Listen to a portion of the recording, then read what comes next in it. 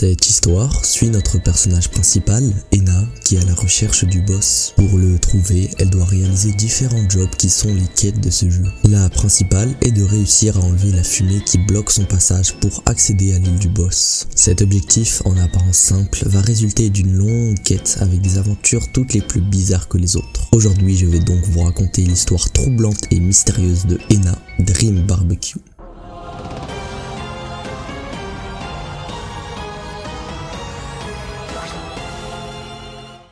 Le jeu commence sur un fond noir où un homme nous dit de retourner au travail et d'arrêter de se reposer. Après ça, Ena ouvre une brèche qui mène à une ruelle sombre qui semble continuer à l'infini. Après avoir exploré un peu, elle remarque une sorte d'hallucination dans le ciel. C'est un homme qui est en train de nager dans les nuages. Sans trop se poser de questions, elle continue tout droit pour arriver à un lit qu'elle décide d'ouvrir, ce qui la téléporte dans la prochaine zone. Juste avec l'introduction, vous comprenez un peu le style de ce jeu. Il met en scène des éléments un peu aléatoires qui n'ont pas toujours de sens, mais ça donne un charme au jeu. Après s'être fait téléporter, on n'a pas d'autre choix que de continuer tout droit, ce qui nous fait arriver dans la zone principale du jeu où une cinématique se déclenche.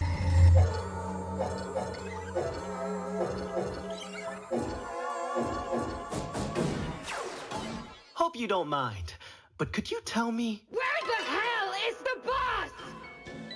Elle nous introduit aux deux personnalités de Ena qui sont visibles par la moitié rouge et blanche de son corps. La partie rouge s'appelle la partie homme d'affaires où Ena est un peu plus posée et calme, et la partie blanche se nomme la partie méchante car elle est très agressive et directe quand cette partie prend le contrôle. Les deux parties alternent souvent entre eux pendant tout le jeu. Pendant la cinématique, on nous explique qu'Ena est à la recherche du boss car elle est leur cible de travail et qu'il vise pour ses intestins.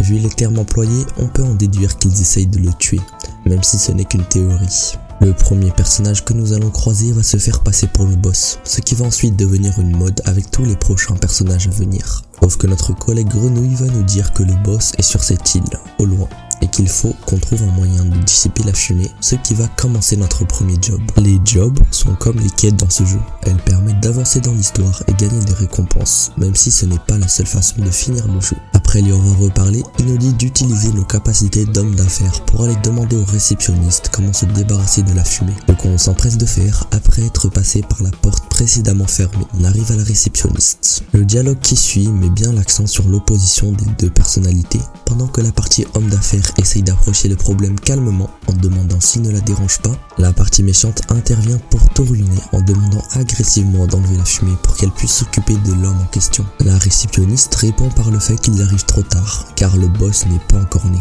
ce qui est vraiment perturbant car c'est contradictoire, mais on n'y fait pas attention.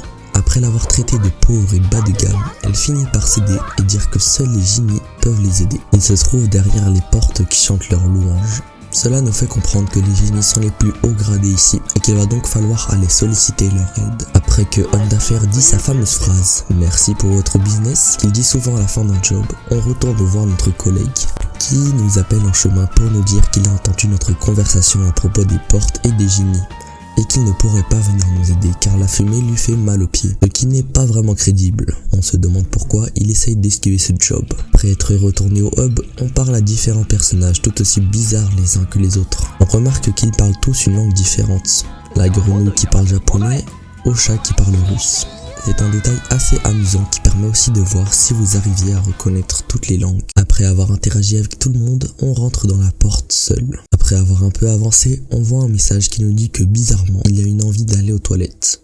On reçoit aussi un appel de notre collègue qui parle du génie. Mais quand homme d'affaires essaye d'en parler, il dit le mot toilette à la place, ce qui est étrange. Quel est le rapport avec la toilette et cette porte? On interagit aussi avec la vitre qui nous permet de voir la dimension.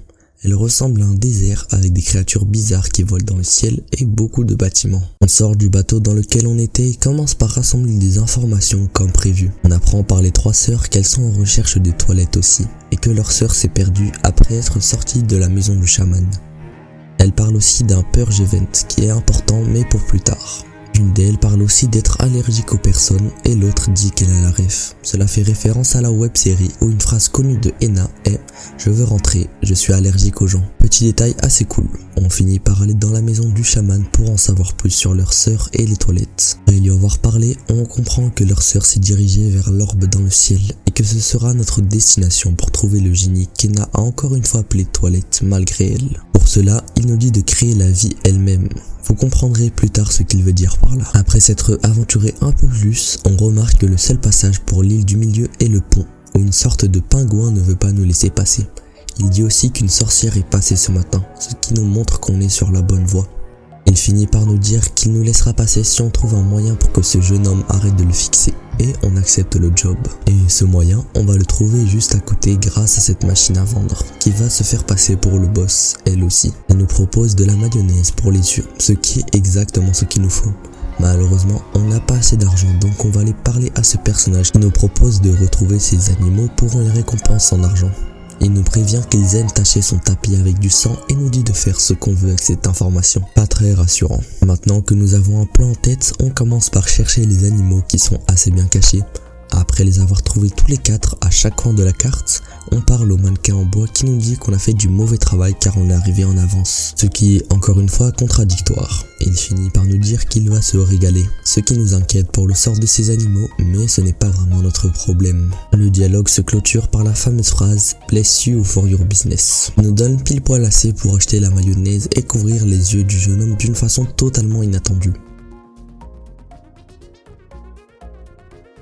On va ensuite parler à l'espagnol pour passer le pont, mais il nous remercie juste et finit la conversation. On essaye d'insister, mais il nous dit qu'il n'a jamais mentionné le fait de nous laisser passer. Cette mauvaise foi va être punie par le jeune homme qui lance un rayon laser sur le pingouin, événement totalement normal dans ce monde. Il finit par mourir pour de bon et nous laisse libre accès à l'île principale. On avance un peu et croise des semblables au jeune homme, avec une sorte de grue. À la fin du chemin, on peut voir la sœur des sorcières qui nous demande de l'aide pour la ramener à ses sœurs. On utilise la grue pour la ramener à travers un mini-jeu où il faut trouver le bon chemin en rebondissant sur les roches qu'Hena réussit facilement. Après avoir terminé, on se rend chez les sœurs qui oublient presque de nous payer. Elles mentionnent encore une fois le Purge Event.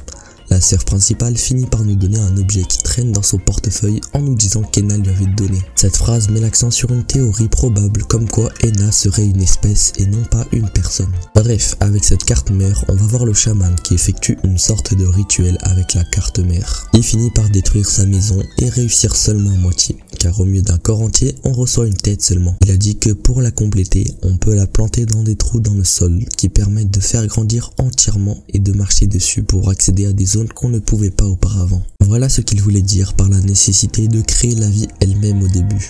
Hena commence son ascension pour rejoindre l'orbe dans le ciel, mais le ciel commençait à devenir de plus en plus nuageux, au point qu'elle ne voyait presque rien. À un moment, elle devait choisir entre 3 chemins, et elle prit celui de droite. Après avoir monté quelques plateformes, elle arrive à une sorte de tour qui tourne dans les nuages, qui se sont transformés en vent et en neige, mais elle continue tout de même.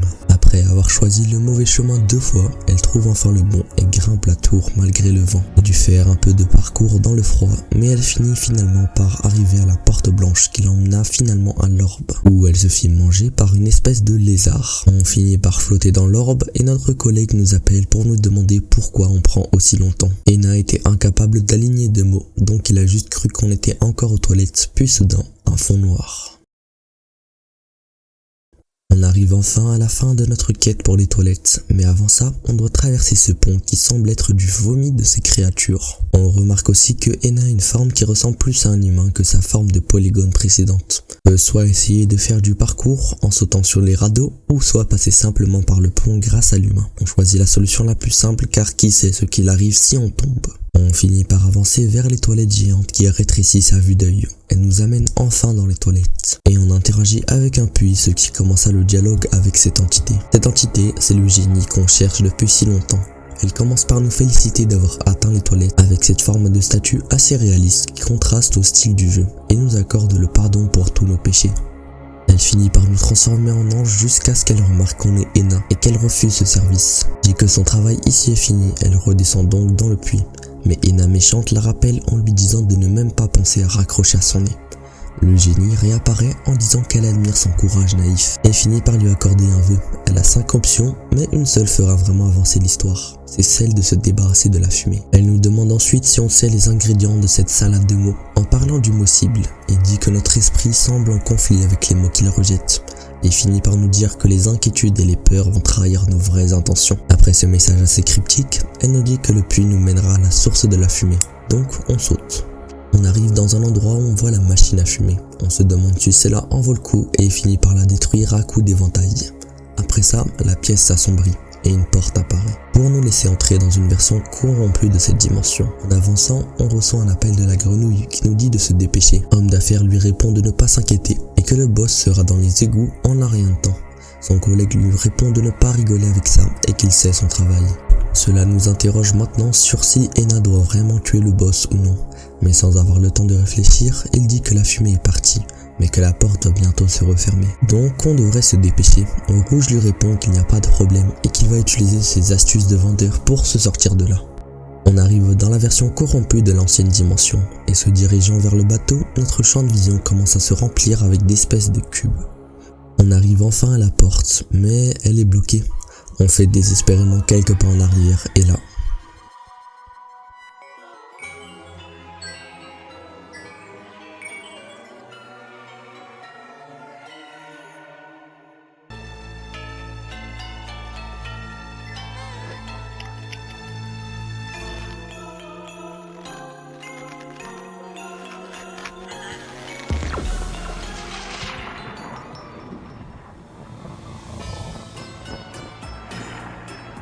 Ena est emprisonnée, elle essaye de sortir mais finit par se transformer en un mannequin blanc qu'on a déjà pu voir plusieurs fois dans la dimension.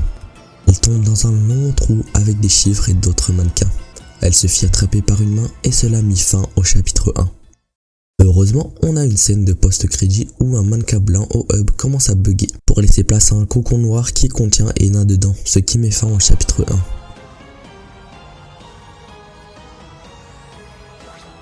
Et voilà toute l'histoire du chapitre 1 de Ena Dream Barbecue.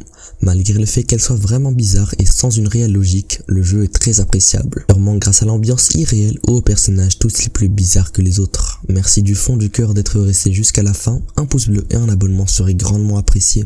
Nous, on se dit à la prochaine.